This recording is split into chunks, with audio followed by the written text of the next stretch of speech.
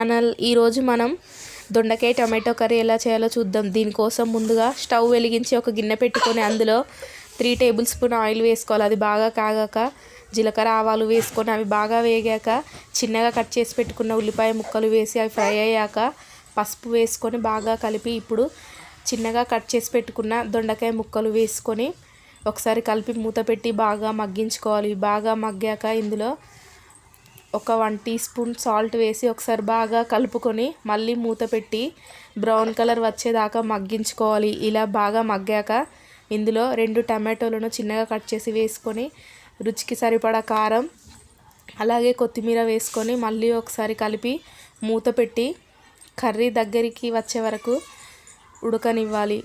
ఇలా కర్రీ దగ్గరికి వచ్చాక ఒకసారి కలుపుకొని కొంచెం ధనియాల పొడి వేసుకొని స్టవ్ ఆఫ్ చేసుకుంటే ఎంతో టేస్టీగా ఉండే దొండకాయ tomato curry ready. Please subscribe to my